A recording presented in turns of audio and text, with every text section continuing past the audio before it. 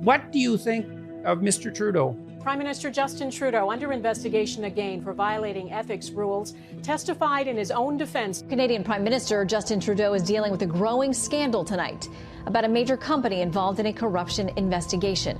Justin Trudeau continued to face questions about a 2.5-year-old scandal on the campaign trail today. Prime Minister Justin Trudeau was interrupted mid-sentence during his opening remarks. Justin Trudeau still knows how to work a crowd, but his days as politics Mr. Nice Guy may be gone for good. So I think he's an egomaniac. And I think everything he does comes back to his egomania. Even his political ideology, if you really think about this expansionistic role of the state, it never comes back to serving an individual objective other than to make him more powerful or his legacy more grand. So let me give you a few examples. So he slashed the amount you can put into a tax-free savings account. But then he simultaneously increased the amount you were forced to pay into the state savings plan. He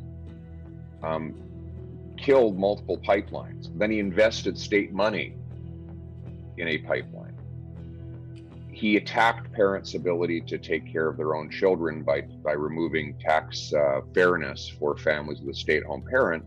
And then he brings in a government program to replace it. So what you're seeing there is you say, well, this sounds like these are utterly inconsistent positions. And the answer, no, they're not. They're all very consistent. In all cases, what he does is takes away the ability of business or individuals or families to do things for themselves, and it requires they do things through him and through the state. And his ideology is always about creating a pretext in order to justify the state garnering more control over every aspect of your life, how you raise your kids, how your business functions, what you see and say on the internet. He believes the state has to be everywhere always, but that's because, as King Louis would say, l'État c'est moi. The state is him. You know, I think it's a very dangerous thing to attack the man rather than the ideas.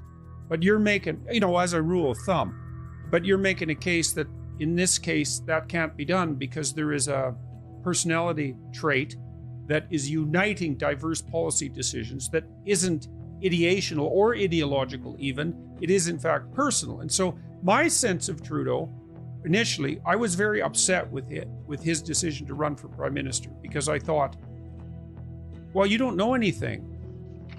And you're attractive and you can behave well in public and you have a charming facade, but you don't know anything in any real sense, and there's no indication that you do. You're not particularly well educated and you're not particularly accomplished, and this is actually a hard job.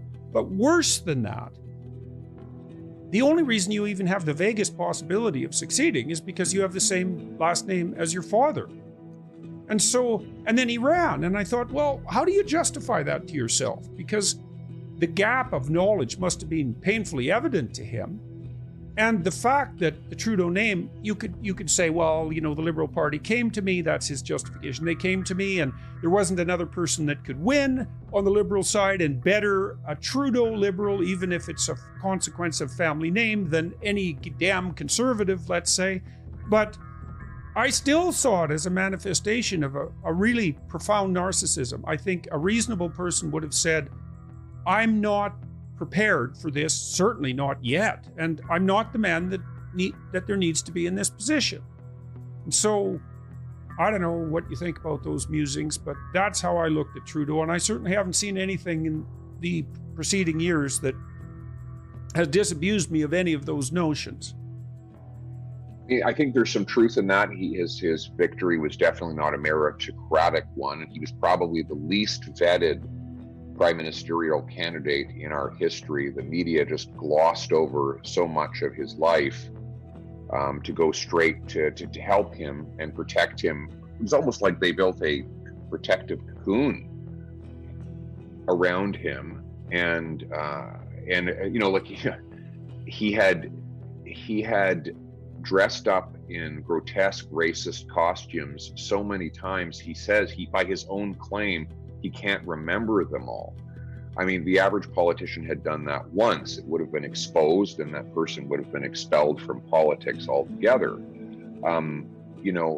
But he had run as a middle-class champion, even though while he sheltered the millions he inherited from his grandfather in a tax-preferred trust fund. All these things would have been front and center in the public sphere had it been anyone other than a Trudeau.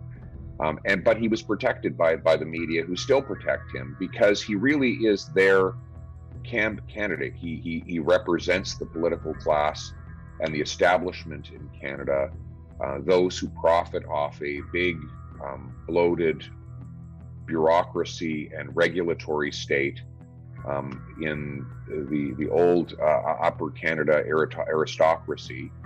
Know that he will always deliver for them, and he has. He's delivered mightily for them. That's why they're doing so well, and that's why they'll fight tooth and nail to keep him there. Why do you think he was and still remains attractive to a substantial subset of Canadians? I mean, people seem to regard him as charming and caring, and I think he is charming in a kind of shallow sense, but it isn't obvious to me at all that he's caring. But he seems to play the part, and he plays it well enough so that, well, many people, and this is true of people all over the world, certainly buy the act. So why do you think that is, and how do you combat that? Yeah, look, he is charming. I won't deny that. And he's a good-looking dude. But I don't think he's actually that popular. So people forget he got 32% of the vote in the last election. 68% of those who cast ballots voted against him. That's the lowest.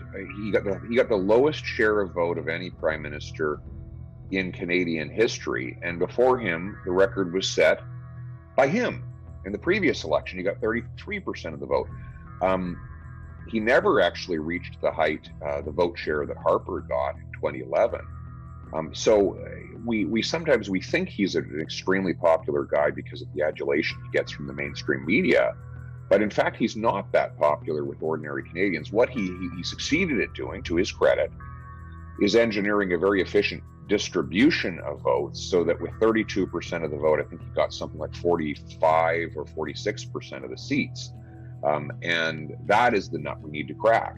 He wins a lot of seats with few votes. We win few seats with lots of votes. In fact, the last two elections, Conservatives have beat him in the popular vote. We just haven't got them in the right places. So that's the change we need to make, and I believe we will make in the forthcoming election. So you don't think that it is a preponderance of Canadians who have had the wool pulled over their eyes? No, he's not. By any objective analysis of the data, he's not an especially popular prime minister. And in fact, he's probably more on the side of an unpopular prime minister.